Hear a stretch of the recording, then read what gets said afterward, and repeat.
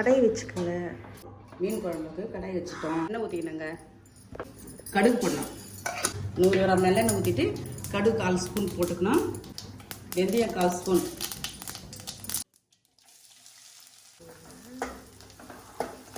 நாலு தக்காளி கட் பண்ணி வச்சுருக்கேன், இதோட சேர்த்துடுறாங்க. கல்லுப்பு போடுங்க.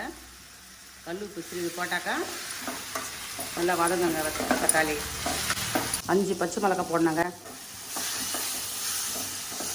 ஒரு 50 கிராம் புளி நல்லா கரைச்சி எடுத்து வச்சுக்கோங்க. கரைச்சி வச்ச புளி தண்ணி ஊற்றணும்.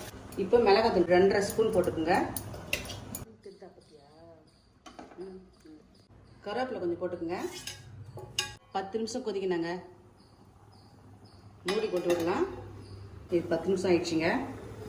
10 நிமிஷம் கழிச்சு இது எடுத்துட்டு மீன் போடணுங்க. அதில் ஒவ்வொன்றா போடணுங்க. அப்போ தான் உடையாமல் இருக்கும்.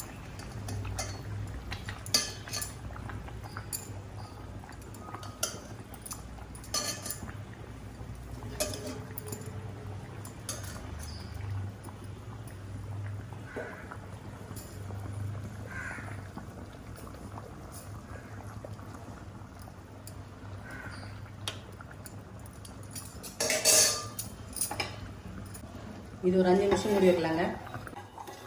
இது எடுத்துட்டு கொத்தமல்லி தழை போட்டுடலாங்க. கொத்தமல்லி போட்டுக்கலாம். கொத்தமல்லி ரொம்ப வாசனையாக இருக்குது. அவ்வளோதாங்க. இதோட முடிஞ்சிச்சுங்க. ஆஃப் பண்ணிடலாங்க.